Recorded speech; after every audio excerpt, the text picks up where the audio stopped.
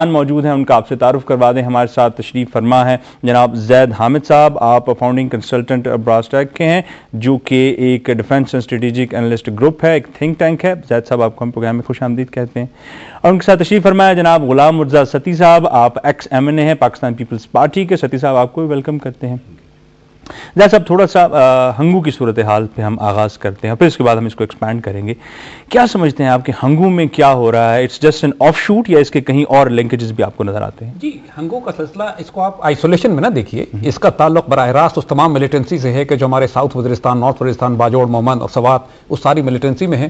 وہی آئیڈیالوجی ہے، وہی گروپ ہیں جنہوں نے پاکستان کی ریاست کے خلاف اعلان جنگ کر دیا ہے، اور ان کو جہاں موقع ملتا ہے وہ ریاست پہ حملے کرتے ہیں. اینڈ ٹو بی آنسٹ، ان گروپس کے ہوتے ہوئے ہمیں کسی دشمن کی حاجت نہیں ہے، یہ کافی ہے ہمیں تباہ کرنے کے لیے اندر سے. اور دس از دی انفارچونیٹ پارٹ کہ وہ تمام لوگ، اور یہاں پہ اسی بات کو ایکسپینڈ کرنے کی اس لیے ضرورت ہے کہ we need to make a distinction کہ یہ کون لوگ ہیں جو پاکستان کی ریاست کے خلاف اعلان جنگ کیے بیٹھے ہیں. There are different Taliban groups that are working. جی، یہ بات بالکل واضح کرنے کی ضرورت ہے. آج ہم اس بات کو بہت کلیئرلی کہنا چاہتے ہیں کہ 3 طرح کے طالبان گروپس ہیں. ایک طالبان نہیں ہے، جنرلائز نہ کیجئے اس کو. ایک گروپ ہے افغان طالبان ہے، ملا عمر کا گروپ ہے، وہ لوگ کہ جو افغانستان کی ریاست کو آزاد کرانا چاہتے ہیں امریکن آکوپیشن سے. نمبر 2 گروپ ہے وہ پاکستانی طالبان یا وہ پاکستانی ملیٹنٹ گروپس جو پاکستان کی ریاست سے نہیں جنگ کرنا چاہتے، اور وہ صرف یہ چاہتے ہیں کہ وہ افغانستان میں جا کے افغان طالبان کی مدد کریں. انہوں نے پاکستان کی حکومت کی پالیسیز کے اختلاف کی وجہ سے ریاست کے خلاف اعلان جنگ نہیں کیا. بالکل ٹھیک. تیسرا گروپ وہ طالبان ہیں جو اپنے آپ کو طالبان کہتے ہیں لیکن بنیادی طور پر دہشت گرد ہیں، وہ جنہوں نے پاکستان کی ریاست کے خلاف اعلان جنگ کر دیا ہے. اور انہوں نے جو پاکستان میں سوسائڈ بامبنگ کیمپین ہے، جو اس وقت پورے پاکستان میں خریز ایک دہشت گردی کی کیمپین چل رہی ہے، اس کے ریسپانسبل ایک گروپ ہے which is led by بیت اللہ محسود. اور جو پرو پاکستان طالبان ہیں، یعنی گل بہادر ہے نارتھ وزیرستان میں، ساؤتھ میں مولوی نذیر ہے، انہوں نے ابھی ریسنٹلی ایک اتحاد کیا ہے بیت اللہ محسود کے خلاف، اور مقصد ان کا یہ ہے کہ پاکستان کی ریاست کے خلاف اعلان جنگ نہیں کیا جائے گا، اور ان تمام ایلیمنٹس کو کہ جو ریاست کے خلاف اعلان جنگ کر رہے ہیں ان کو روکا جائے. افغان طالبان نے تعاون کا ہاتھ بڑھایا ہے اس الائنس کی طرف، جو نئے الائنس کی طرف جو پرو پاکستان ملیٹنٹس کا بنا ہے. اچھا، I just want to hold on یہاں پر اس تھاٹ پر. کیا حکومت پاکستان میں جو پالیسیز بنائی جا رہی ہیں اور کہا جا رہا ہے کہ ہم مذاکرات بھی کریں گے اور اوفینسو بھی کریں گے، دونوں ساتھ ساتھ چلنی چاہیے، do they identify this separation? جی، now they have. You see, ہو یہ رہا ہے کہ پولیٹیکل گورنمنٹ فیصلے نہیں کر رہی. پہلی بات نوٹ کرنے کی کوشش کیجیے، یہ ایشوز ہونے چاہیے تھے پارلیمنٹ میں ڈیبیٹ. پارلیمنٹ ایگزسٹ نہیں کر رہی. کوئی فیصلہ پولیٹیکل گورنمنٹ کیبنٹ نے کیا نہیں ہے، ساری ریسپانسبلٹی فوج کو دے دی ہے. اب جب فوج ملٹری آپریشنز کرتی ہے تو اس کے بعد پورا میڈیا اور پوری پولیٹیکل پارٹیز جو ہیں بدنام کرتی ہیں آرمی کو. Army is in a very difficult situation. ایک طرف میسو ٹیررسٹ کیمپین ہے ملک کے اندر، اب اس کو ہینڈل کس طرح کریں؟ تو آرمی کی جو نئی اسٹریٹجی ڈپلوائے کی ہے which is based on common sense and logic also, کہ وہ تمام ملیٹنٹ گروپس جو پاکستان کی ریاست کے خلاف نہیں ہیں ان سے معاہدے کیے جائیں. بالکل ٹھیک. اور وہ تمام ملیٹنٹس جو ریاست کے خلاف ہیں ان کو نیوٹرلائز کیا جائے. اور وہ پرو پاکستان ملیٹنٹ گروپس نے خود فیصلہ کیا ہے کہ وہ آگے بڑھ کر ان گروپوں کو روکیں گے کہ جو پاکستان کی ریاست میں تباہی پھیلا رہے ہیں یا خوریزی کر رہے ہیں. اس سے بہتر اسٹریٹجی ممکن نہیں ہے اس صورتحال میں. امریکنز کو پریشانی لاحق ہو گئی ظاہر ہے، کیونکہ جب بھی پاکستان معاہدے کرتا ہے ملیٹنٹ گروپس کے ساتھ، امریکنز اس ملیٹنٹ کو قتل کرا دیتے ہیں جو پاکستان سے معاہدے کر رہا ہے. نیک محمد کی مثال ہمارے سامنے ہے. نیک محمد کی جگہ بیت اللہ آیا ہے. بیت اللہ چونکہ ریاست سے جنگ کر رہا ہے، لہٰذا American drones hell fire missile کے ساتھ لوڈ ہو کے اس کے اوپر لاک کر لیتے ہیں، لیکن اس کو مارتے نہیں ہیں. اس لیے پروٹیکٹ کر رہے ہیں کہ Americans want Pakistan army to be drawn into the tribal areas, ایک خوریزی ہو. اب چونکہ پاکستان نے پیس ڈیل کر لی ہے، نیٹو نے بھاری تعداد میں ہماری سرحد کے پرلی طرف پاکتیکا کے صوبے میں اور پاکتیا کی طرف اپنی فوجیں جمع کرنا شروع کر دی ہیں. یہ سب سے سیریس ڈپلوائمنٹ اس لیے ہے کہ اس میں آرمر ہیں، ٹینکس موجود ہیں اس کے اندر. اور جب آپ آرمر لے کر آتے ہیں اور ایک بھاری انفینٹری لے کر آتے ہیں تو اس کا مطلب ہے کہ آپ پینیٹریٹ کرنے والے ہیں. اور مجھے خطرہ یہ ہے کہ یہ ان تمام ملیٹنٹ کمانڈرز کو قتل کرنے کی کوشش کریں گے جنہوں نے پاکستان سے معاہدے کیے ہیں. اچھا، آپ نے جو بڑا امپورٹنٹ پوائنٹ اٹھایا اس پر ہم بعد میں آتے ہیں، لیکن فی الحال گورنمنٹ کی طرف آتے ہیں. ستی صاحب جو یہ کہہ رہے ہیں کہ گورنمنٹ کی طرف سے ایسا کچھ نہیں ہو رہا ہے، پارلیمنٹ میں ڈیبیٹ نہیں کیا گیا، کیبنٹ میں اس کو ڈیسیژن نہیں لیا گیا اور آرمی کو یہ حوالے کر دیا گیا کہ جو بھی ڈیسیژن لیں گے. از اٹ سو کہ پولیٹیکل ول اس میں اس کے پیچھے موجود نہیں ہے؟ نہیں، میرا اس میں سے تھوڑا سا میں ڈسکارڈ کروں گا. گزارش یہ ہے کہ تمام تر مشکل حالات کے باوجود جس طرح سے جو پولیٹیکل سینیریو اس وقت ہمارے یہاں موجود ہے، جس میں ایک اتحاد تھا اور اس اتحاد میں ایک انتشار ہے اور اس انتشار میں بہت ساری چیزوں کا فقدان ہے، اس کے باوجود آپ نے دیکھا کہ میاں نواز شریف بیٹھے، آصف علی زرداری بیٹھے، یوسف رضا گیلانی بیٹھے، چیف آف آرمی اسٹاف کو کال کیا گیا اور بہت ساری چیزوں کو آن لائن کیا گیا اور اس پر ڈسکس کیا گیا، اور اس تمام تر ڈسکشن کو دیکھتے ہوئے اور اپنے ڈپلومیٹک جو ٹائی ہے اس کو دیکھتے ہوئے پھر اس کو آرمی کے ہینڈ اوور کیا گیا.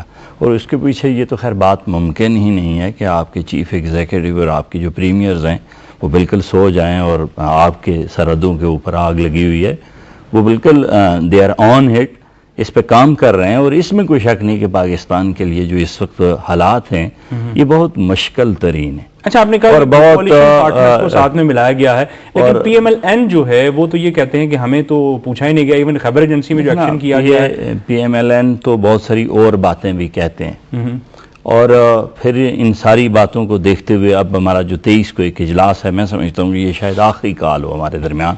پھر اس کے بعد ہم لوگ جو پاکستان پیپلز پارٹی سے ہیں، ہم نے اپنی پارٹی سے بالکل بارہا زور دے کے اب یہ کہا ہے کہ جس نہج پہ ہم پہنچ گئے ہیں اور جس ڈینجرس ورج پہ ہم کھڑے ہوئے ہیں، وہاں پہ اگر پاکستان پیپلز پارٹی نے اسٹرانگ ڈیسیژنز نہ لیے تو میں سمجھتا ہوں اور دوسری بھی پاکستان کی پولیٹیکل سے آپ کی کیا مراد ہے؟ اسٹرانگ ڈیسیژن سے یہ آپ ایکسپیکٹ کر رہے ہیں؟ دیکھیں نا، اس میں سے یہ ہے کہ ہمیں ہر ڈیسیژنز کے لیے اگر کولیشن پارٹنرز کا انتظار کرنا پڑے اور پھر اس میں لیت و لال کا کام لیا جائے تو جس طرح سے جو صورتحال ہے وہ نہایت نازک ہے، اور اس نازک صورتحال کا احساس کرتے ہوئے اور اس کی نزاکت کو سمجھتے ہوئے اب یہ کہ ان کو کوئک ایکشنز لینے پڑیں گے، اور اس میں بہت ساری چیزوں کو دیکھنا پڑے گا.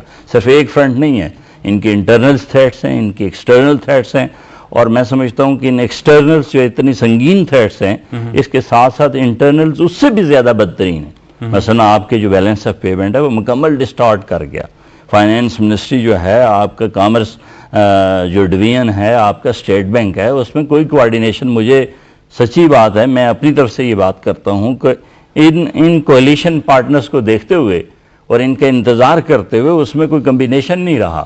اور اس میں مثلا جیسے اب اس وقت آپ کی جو ایکسپورٹس ہیں وہ کوئی 16 to 20 بلینز ہیں، اور جو امپورٹس ہیں وہ آپ کی 50-60 بلینز ہیں.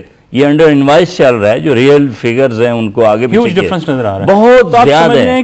اور یہ اگر اس کی اسٹریٹجیز نہ اس کی تبدیل کی گئی، چونکہ یہ تو ہوتا ہے کہ 100 دن کے ان معاملات میں جہاں پہ ہم نے اپنے پارٹنرز کو لے کر آگے چلے اس میں ہمیں اتنے اچھے نتائج نہیں ملے.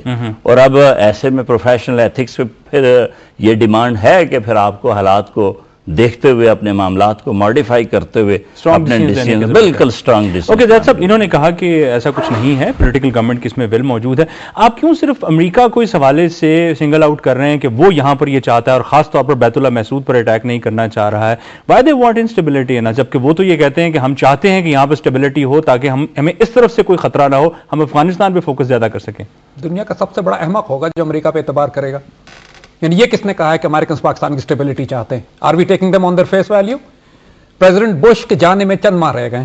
جانے سے پہلے جو وہ اپنی قوم کو تحفہ دینا چاہتے ہیں وہ یہ کہ پاکستان کا نیوکلیر پروگرام میں نے بیڑا غرق کرا دیا. ابھی اسٹیٹمنٹ ان کا آیا کہ میں نے پاکستان کو سافن اپ کر دیا، اگلا پریزیڈنٹ آ کے اس کو نپٹا جائے گا. جسٹ ریسنٹ اسٹیٹمنٹ 3-4 دن پہلے جو اس نے ابھی تو آج اسٹیٹمنٹ چل رہی ہے کہ ہم یہ نہیں سمجھتے کہ پاکستان کی طرف سے کوئی انکرجن ہو رہی ہے. ان کے تمام reality of on ground remains جو پچھلے، اور میرا خیال ہے کہ کوئی شخص بھی جو کہ ذرا سے بھی جیو اسٹریٹجک ایونٹس کو نگاہ رکھے ہوئے اس بات سے انکار کرے گا کہ امریکنز اس کھیل کو خود خراب کرنا چاہ رہے ہیں جو ہمارے قبائلی علاقوں میں برپا ہو رہا ہے. کیا افغانستان کی $150 ارب کی ڈرگ اکانومی جو پاکستان میں فساد برپا کر رہی ہے ان کو معلوم نہیں ہے؟ طالبان کے دور میں تو ایک ڈرگز نہیں تھی وہاں پہ. کیا کارزائی وہاں سے جو پاکستان کی ریاست کے خلاف ایک خرافات مسلسل نکالے چلا جا رہا ہے، اب انویسٹیگیشن نہیں ہوئی ہے، بم دھماکہ ہوئے 15 منٹ ہوئے، پاکستان پہ الزام دے دیا. طالبان پہ کیوں نہیں الزام دیا؟ جبکہ ایوری بڈی نو طالبان بھی کلیم کرے گی کہ یہ الزام جو ہے ان کی طرف سے ہے. تو یہ قطعاً ہم اس بات کو نہیں مانتے ہیں، قطعاً اس بات کو ہم ریجیکٹ کرتے ہیں کہ امریکنز پاکستان میں اسٹیبلٹی لانا چاہتے ہیں یا ان کی ریکوائرمنٹ یہ ہے کہ علاقے اسٹیبل ہوں. They are creating instability. یہ براہ راست چاہتے ہیں کہ پاکستان آرمی براہ راست بھرپور آپریشن کرے ٹرائبل ایریاز میں اور ایک خرریز فساد ہو یہاں پہ. اور یہ جو ہماری اسٹریٹجی ہے کہ ہم اچھے طالبان اور برے طالبان کے درمیان فرق کرنا چاہ رہے ہیں، امریکن سخت ناراض ہیں اس کے اوپر. اور اسی وجہ سے ابھی ہمارے معاہدے ہوئے 15 دن نہیں ہوئے، امریکن نے فوجیں لا کے ہماری سرحدوں پہ کھڑی کر دی ہیں اور پینیٹریٹ کریں گے بارڈرز میں. یہ تو وقت تھا کہ پارلیمنٹ